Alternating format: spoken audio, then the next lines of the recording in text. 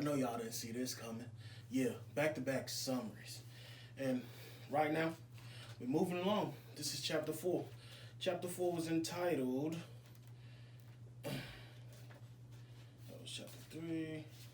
Chapter 4 was entitled The History of Taxes and the Power of Corporations. My rich dad just played the game smart, and he did it through corporations, the biggest secret of the rich. So, we're going to dive right into the chapter summary. So, he starts off by giving us a history of the tax, or he tells us about the story of Robin Hood. Everybody should be familiar with the story of Robin Hood and his merry men, you know. Essentially, they took from the rich and they gave back to the poor, to, spread the wealth, right? I would consider Robin Hood to be more socialist. As for the rich, we always say that the rich are capitalists. But Rich Dad's view was that Robin Hood was a socialist and he was a thief. He took from the rich, which was rightfully theirs, that they earned. It isn't their fault, Well, in some cases, I don't know back then or whenever this took place, Robin Hood, but it could be some little fishy stuff going on, so maybe it wasn't the poor's fault.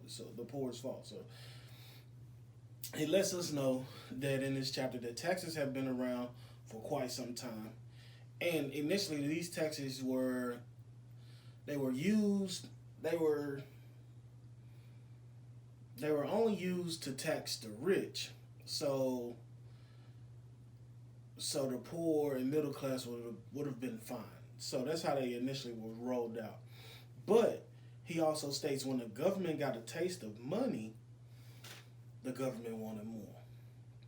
It was blood in the water, simple as that. Like, you get a taste of, you're like, oh man, it's like Lay's. You can't just eat one Lay's potato chip and just think like, you can't just eat one. I think that's their slogan or something. Or is it Pringles? It's somebody, but you can't just eat one. You're going to want more. So basically that's what happened. The government got a taste of the taxes, so then they needed more.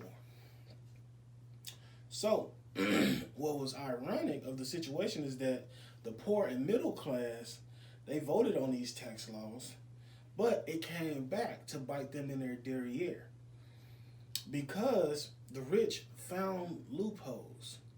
They found what are known as corporations.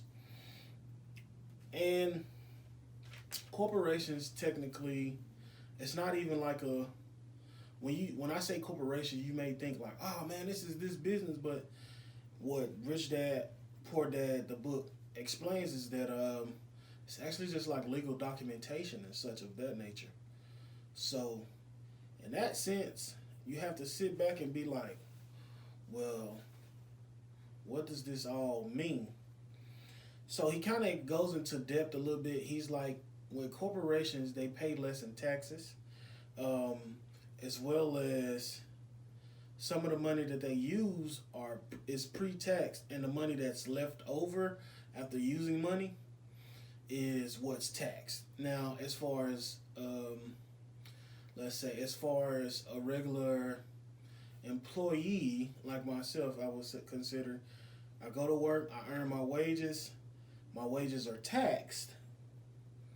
And then I'm able, after that, I'm supposed to survive off what I get. So it's just like the rich outsmarted the poor and middle class once again. So technically, with what I just explained, technically he says you work almost 4 months free because of government taxes. And what's weird, like let's say you're in sales. What's weird is you work hard, you go harder to gain more income. But the more income you gain, the more taxable income. So it's like you're working hard just to keep paying the government. So 4 months out of the year, 12 months, you're paying the government. So it's like, wow, we've been getting duped. Or I've been getting, besides getting duped and being more informed on the situation, Robert Kiyosaki looks at his dad at home. He looks at his poor dad. And that's where he kind of seen, well, my poor dad didn't really fight back. Now, he says Rich Dad didn't fight back as well, but Rich Dad played the game smarter. So, how could you say Rich Dad played the game smarter? Rich Dad had attorneys and lawyers, and he also left Robert with the kid with the notion that it's more expensive to not know the law. So, when you know the law, you can't be pushed around, and you have a fighting chance to defend yourself from like government kickback.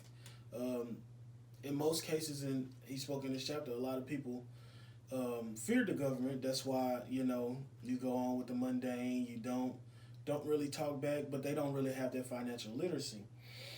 So Robert's solution was he worked hard at his job. That's why he says, I think in chapter 3, he was like, it's okay to have a job, but you got to be putting money to your assets. So after he started getting knowledge of corporations and things, he worked harder at his job, and he started his own corporation in about 1974. I want to say the dates might be the year might be off, but he started his own corporation, and through this corporation, it was just like generating more money that he was pushing into his assets, some that he already had, and it was just growing his income more and more. And eventually, guess what? Robert was able to buy a Porsche. Yeah, that's right, a Porsche. So his hard work, his now understanding drove him to go to work and work harder selling Xerox copiers and to get more money and income and push that into his assets and then the corporation, and the money just was coming in. So he was able to buy a Porsche. Some of his counterparts at Xerox even thought that like, oh man, this man is spending all his commission. No, his commission was going to his asset column, and which was boosting his income column. And yeah, the corporation just added to it. So this was pretty simple. A quick chapter, the history of taxes and the power of corporations. And one thing he pointed out, he was like, I like where he said, let me see if I can find it real quick.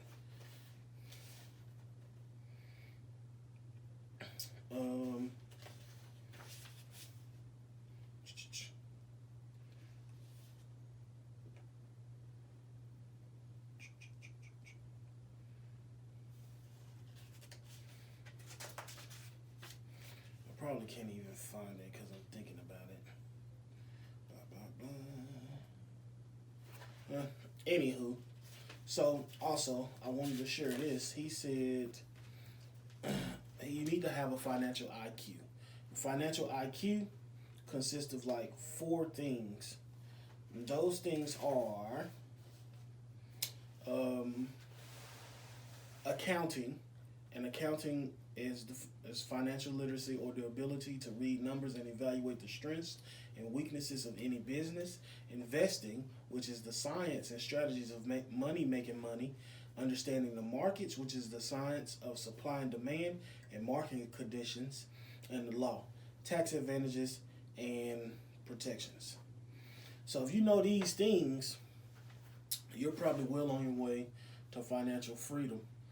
Now, it's upon you to go and dig deeper and look deeper, which I'm on that journey myself. It's never too late to start. Don't let nobody tell you that, oh, you're too old. It's never too late to start. So after reading that chapter of this lesson on the history of taxes and the power of corporations, it's time to it's time to really sit down, think a little more, and know the law. Because I don't want to be pushed around. I don't like to be bullied by the government. No one should like to be bullied by the government. And the government doesn't owe you anything. He asked the questions at the end of the chapter. Are you more socialistic, or are you more capitalistic? Well, growing up, I would say socialist. But who are winning right now? The capitalists are. And I like to win. I don't like to lose. But hey, that's chapter 4. It's in the books. So later on today, I'll be coming with 2 book club meetings, separate times. Hope to see you all there. Hope to see somebody participate. But if not, I still love you. And if I read and you read and we read, then we can make this world a better place. Peace.